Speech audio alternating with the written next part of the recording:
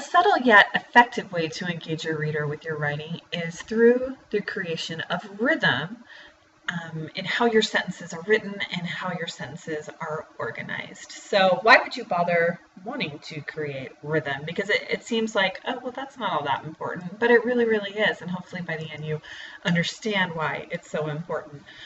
So as I just said, it engages your reader. That's really what style is all about. It's writing in a way that your reader not only understands what you're trying to say, but wants to know what you have to say because of how you're writing. When you're reading a novel, if it's written in really choppy, blah style, you aren't going to want to keep reading it. So you, in turn, as the writer, even of a college essay, has to think about that. And by adding rhythm, it allows your reader to get into the flow of your writing and want to read it from beginning to end instead of stopping halfway through and going, oh my gosh, I can't keep reading this, it's horrible. So creating rhythm keeps them engaged and makes them want to keep reading even further. It also makes your writing easier to understand and to follow. So it's not just that you want your reader to follow you, but you have to. That's your whole point. So you can create rhythm to get your reader engaged, but your rhythm actually also helps your reader's ability to understand and comprehend what your message is. Again, if you're writing in short, choppy sentences, you're not going to be able to deliver your message as well because your reader's not going to be able to follow you. Think of your paper, your words and your sentences as holding your reader's hand from beginning to end. If you've got short, choppy sentences, you're not holding their hand and walking them through. It's like pushing them from the back and saying, follow, follow, follow, except, I'm not writing in a way that you can follow. So by linking everything and making everything fluid and cohesive, you're allowing your reader to gently move from beginning to end. And again, it helps them understand what you're saying better. Hopefully you've had readings in your experience that you've enjoyed because you were able to just sit back and enjoy what you were reading. And in enjoying it, you probably were able to comprehend it a bit better. Think about the opposite. Think about writings that were really,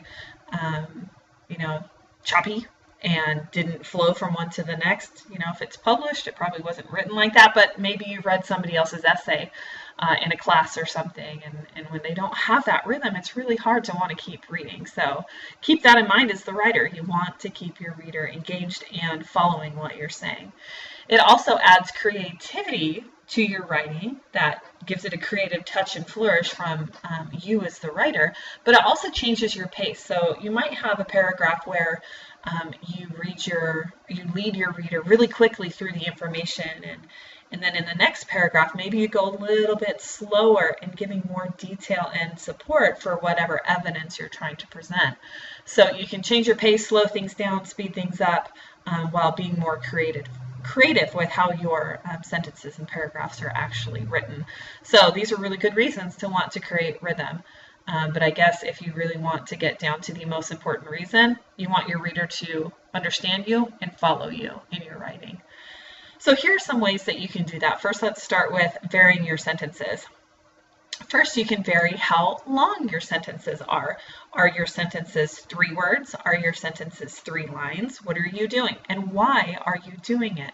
If you're going to have a very quick, brief, just very few word sentence, you have to have a reason for that, such as emphasis. If you want to emphasize a very important point, do it in a few words, and then that'll get your reader's attention because it'll stop them. It goes back to changing your pace.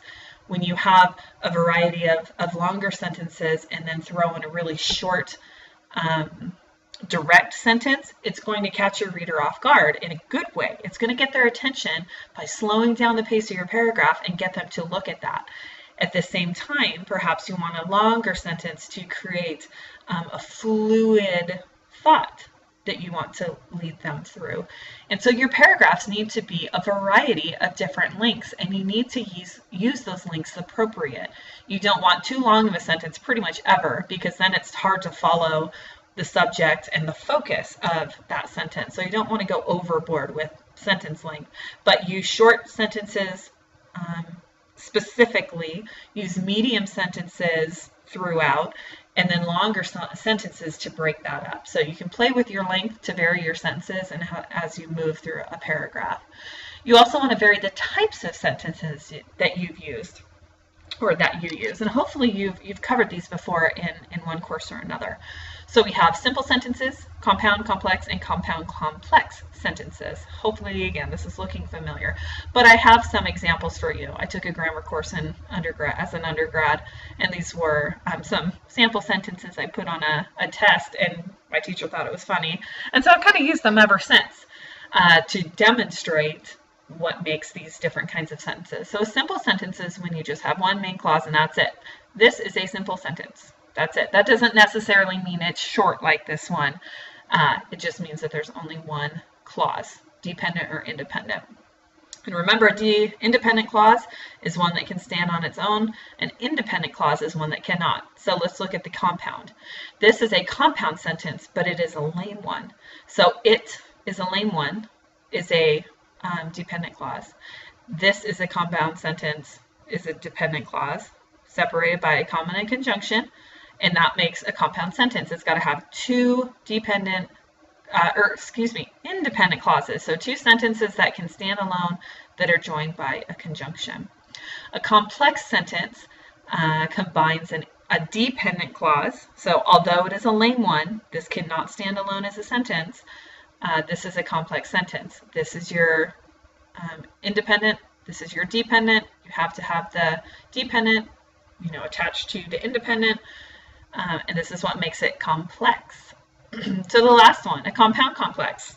Based on the name, you should know that, it's going to be a compound sentence, but it's also going to be a complex. So you have to have at least two independent clauses and one dependent clause. Although it is a lame one, this is a complex sentence, but it is also a compound sentence. So although it is a lame one, is the dependent clause. This is a complex sentence. That's your first independent clause. It is also a compound sentence. It's your second independent clause, and then it's separated by a conjunction and a comma. So just quick review over the different sentence types, but you're going to want to play with varying these in your paragraphs as well. And you can see that the length of these kind of, automatically changes up as you write the different types. So vary your length, vary your types, and you will really start to create rhythm. But again, you have to make sure you do it consciously and for a reason. Don't just, I'm going to have this pattern of a simple, complex, then a compound, then a simple. That doesn't make much sense. It depends on the message you're trying to give, the reader that you're writing to, and other factors that go into your writing. So vary your length, also vary your type. And again, by varying your type, you're going to vary your length automatically. All right, the last one. Use different introductory clauses and sentence openings. We'll get into transitions at another time, but use transitions effectively. Use different types of transitions. You don't just want first, next, then, lastly. That gets old. So you want to vary how you start your sentences through introductory clauses. So here, although it is a lame one, it's a dependent clause, but it's also referred to as an introductory clause. So, and notice they're always set off by a comma. Also, think about how you want to open each sentence. Are you going to always use subject, verb, object? How can you change things up? So there are a lot of different things that you can vary in terms of your sentences. Just try some things. And start where it's simple for you. Perhaps you think, I don't know if I can make sure I'm using different sentence types, but I can make my sentences longer. And again, by making them longer, you're probably going to be changing the type that you're using. So you can vary those in that way. When it comes to varying your paragraphs, you can vary them in kind of the same way. You can vary their length, but my caveat to that is that it depends on the type of essay you're writing. If you're writing an essay or a creative piece, not necessarily an essay, your your paragraph lengths can be much more varied. But because I really stress academic writing, I want your paragraphs to be about the same size. They need to be anywhere between a third of a page and a half a page, no more and no less, really. So that doesn't give you a lot of wiggle room to vary with your paragraphs. If I see a one-line paragraph in an academic essay, that's not effective writing in that context. Now, if you were to have a one-sentence paragraph in a short story that you're writing for a class, then that's totally different. So you have to base all of this information really on the type of essay you're writing, what you're writing about, and who your audience is. So you can vary your paragraph length. I just caution you to really be aware of the kind of essay that you're writing. If you have paragraphs that are too long, more than likely you're not focused on one main point, you're adding in too much information, something like that. So be really aware of your paragraph length. But you really can vary your paragraph structure. So you can place your topic sentences in different places, whether it's the beginning, the middle, or the end. You can put your support and evidence in a different order. You don't always have to go chronologically, for example. You can vary it based on importance. Really, you can play with your paragraph structure. Again, it just depends on your topic, what you're trying to say about it, and what evidence and support you have for it. So think about how you can change up the structure so that each of your paragraphs doesn't move from A to B in the exact same way. And just like with your sentences, you can change how they open, but you can also change how your paragraphs close, because each paragraph needs to have a topic sentence and a conclusive sentence. So you can change how you arrange those. It's not what order they go in necessarily, but how you write them, just like how you would change up your introductory clauses and sentence openings. You don't want to start every single paragraph in the exact same way. You're going to want to vary that. Likewise, you're going to want to vary how you conclude the final sentence of each paragraph. You don't want to, again, do it all the same every time. Let's see here. All right, tips for success. The one thing that I really, really, really encourage you to do as many times as you can is to read your writing out loud. And write it as if you were delivering it as a speech. So do it as if you were doing it creatively and engagingly, like you're on a stage. And then that will show you if your sentences are too short, if you are being choppy.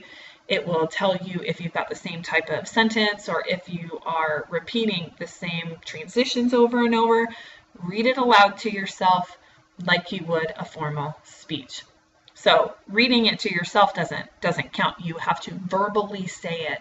And I guarantee that you are going to hear things by saying it that you never would just reading it. And when it comes to the creative rhythm of your paper, if you don't read it, you're probably not going to catch it. So read it out loud, lock yourself in a room, read to your cat, your dog, your mouse, I don't care. But read it out loud and read it several times. Every time you revise, read it again. Also, I really encourage you to experiment with varying these things. There are so many options that you have. You simply have to try. Also, this kind of stuff takes practice. This is the more creative side of writing that can be really difficult. Sometimes it's hard for students to just make a logical progression of thought, much less to do it in a creative and rhythmic manner. So I understand that it can be a more difficult element to your writing, but experiment with things and practice. The more you practice, the better you will get at it. And be willing and wanting to revise. Writing is a lot of work. It really is. And the more you revise, more than likely, the better your writing will get. But students don't often want to put in that kind of time. So be willing to revise as many times as you possibly can before something is due. And as you revise, if you keep these things in mind, the overall rhythm and shape of your paper is completely going to change, hopefully for the better. I have seen people revise too much. It doesn't happen often. So keep that in mind. Just experiment, practice, and revise as much as you can. And that's when you will really start to improve. So I hope you will give creating rhythm a try. I hope you will look for these elements in your essay, and I hope that you can improve on them.